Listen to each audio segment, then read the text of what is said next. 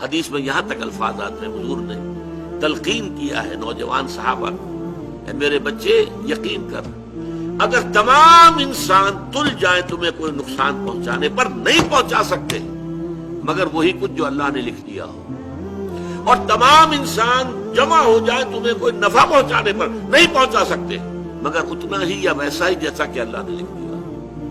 تو انسانوں سے کیا ڈرنا، نہ انسانوں سے کوئی توقع نہ امیدیں، اس کی امیدیں قلیل، اس کے مقاصد جلیل۔ انسانوں سے امید نہ رکھو، اللہ سے امید رکھو، ساری توقع اس سے رکھو، سارا بھروسہ اس پر رکھو، کسی اور پر توکل نہ ہو۔ یہ ہے در حقیقت مرتبہ ولایت، مقام ولایت۔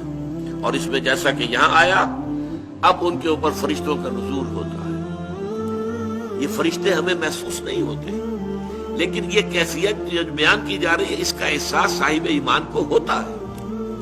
وہ چاہے نظر نہ آئے فرشتے، اور فرشتوں کا قول چاہے ہم اپنے ان کانوں سے نہیں سنیں گے، فرشتوں کی بات سننے کے لیے دل کے کان ہیں۔ فرشتہ جو ہے وہ در حقیقت غیر مرئی ہے، وہ غیر مادی ہستی ہے، مادی نہیں ہے، وہ تو صرف نور پر مبنی ہے، نور سے بنا ہے اور نور ہے، لہذا ان کا تنزل ہوتا ہے۔ وہ کیا کہتے ہیں، اللہ تخافوا ولا تحزنوا، وہی نتیجہ، الا ان اولیاء اللہ لا خوف علیہم ولا هم يحزنون۔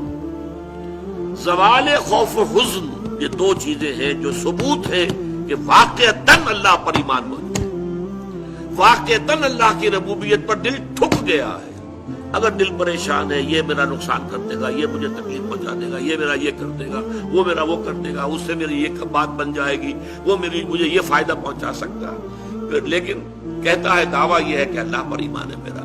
تو یہ در حقیقت یہ دونوں چیزیں ایک دوسرے کی بالکل متضاد ہیں۔ توکل، توقع صرف اللہ کی ذات کے ساتھ، اللہ تخافوا ولا تحزنوا، نہ خوف کھاؤ نہ حزن سے دو چار، وابشروا بالجنۃ التي كنتم توعدون، اور بشارتیں حاصل کرو، خوشیاں مناؤ اس جنت کی کہ جن کا تم سے وعدہ کیا جاتا تھا، اہل ایمان سے وعدے کیے گئے ہیں۔ وَلَكُمْ فِيهَا نَحْنُ أَوْلِيَاؤُكُمْ فِي الْحَيَاةِ الدُّنْيَا وَفِي الْآخِرَةِ، ہم تمہارے ساتھی ہیں، مددگار ہیں، پشت پناہ ہیں، حمایتی ہیں، دنیا کی زندگی میں بھی آخرت میں بھی۔ یہ نوٹ کر لیجئے، یہ دنیا کی زندگی میں ایک چوسر کی جنگ ہے، جیسے چوسر کی سڑک ہوتی تھی، حق و باطل کی جنگ جاری ہے۔ حق و باطل کی ایک جنگ ہمارے اندر ہے، ایک طرف ہمارا نفس امارہ ہے جو برائی کی طرف ہمیں دھکیلتا ہے، ایک طرف ہمارے اندر روح ربانی ہے، وَنَفَخْتُ فِيهِ مِن رُوحِي، وہ ہمیں خیر کی طرف، بھلائی کی طرف، بلندی کی طرف کھینچتی ہے۔ ایک کشاکش جو ہے ہمارے اندر ہے، کچھ کشاکش باہر چل رہی ہے۔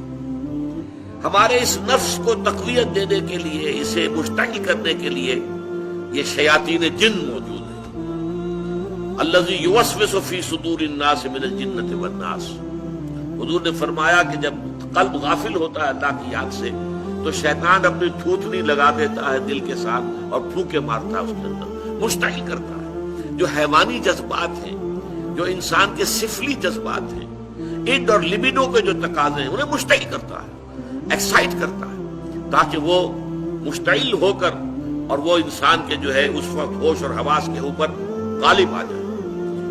اس کے مقابلے میں فرشتے ہیں غیر مرئی، فرشتے جو ہیں وہ ہمیں روحانی طور پر تقویت پہنچاتے ہیں۔ ہمارے اندر کا جو خیر ہے، جیسے کہ ہمارے اندر کا شر، نفسانیت، اس کو تقویت پہنچانے والے شیاطین جن باہر موجود ہیں جو نظر نہیں آتے، اسی طریقے سے ہمارے اندر کا خیر، روحانیت، اس روحانیت کو تقویت پہنچانے والے ملائکہ ہیں جو خارج میں موجود، وہ بھی نظر نہیں آتے، یہ بھی غیر مرئی، وہ بھی غیر مرئی۔ مرئی لوگوں کے اندر بھی جو انسان ہیں، خیر کی طرف بلانے والے بھی ہیں، شر کی طرف بلانے والے بھی ہیں۔ آپ کا دوست یہ بھی کہے گا چھوڑو میاں، کیا کس چکر میں پڑ گئے حلال حرام کے، دیکھو فائدہ ہوتا ہے اس کام کے اندر، جس کام میں فائدہ ہو وہ کرو، اللہ اللہ کر سکتا۔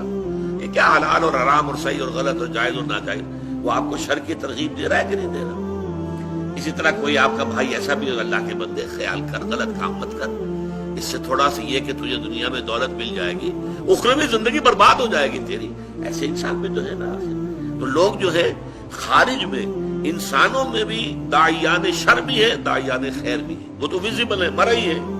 غیر مرئی عالم میں جنات شیاطین جن ہیں جو ہمارے نفسانی خواہشات اور تقاضوں کو بڑکاتے ہیں، اور ادھر ملائکہ ہیں جو ہمیں تھپکی دیتے ہیں تم نے اچھا کام کیا ہے۔ اچھا کام کر کے جب مسرت ہوتی ہے، حضور نے فرمایا اذا سرت کا حسنتوں کا وساعت کا سیئتوں کا فانت مومن۔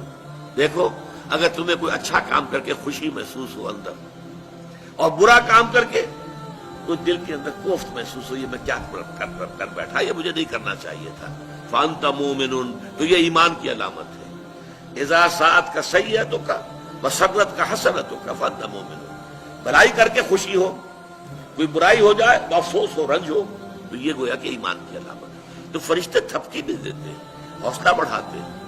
قرآن مجید میں آیا ہے جنگ بدر میں، جنگ احد میں فرشتے آئے، انہوں نے مدد کی، اہل ایمان کے دلوں کو اور اہل ایمان کے قدموں کو جمایا۔ انثبت الذین آمنوا، جاؤ قدم جما دو اہل ایمان کے، تو اہل ایمان کے لیے فرشتے آئے۔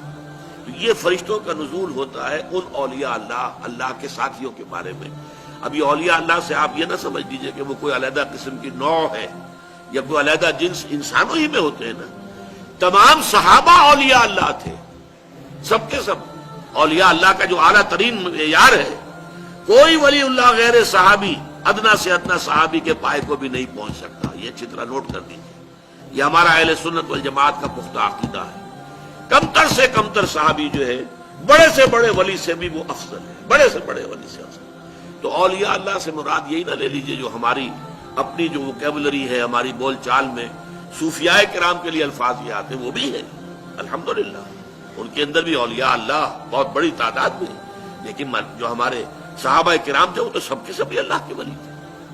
ان کے لیے آتا ہے نحن اولیاؤکم فی الحیات الدنیا وفی الآخرہ، ہم تمہارے ولی ہیں، مددگار ہیں، پشت پناہ ہیں، جمے رہو، قدم تمہارے ڈگمگانے نہیں چاہیے۔ اور آخرت میں بھی، جنت میں تو ظاہر بات ہے کہ دوستی انہی سے ہوگی، وہی آئیں گے۔ یدخلون علیہم من کل باب، قرآن میں آتا ہے جنت کے ہر دروازے سے وہ داخل ہوں گے سلام کرتے ہوئے، سلام سلام، سلام اور سلامتی کے پیغام لے کے آئیں گے۔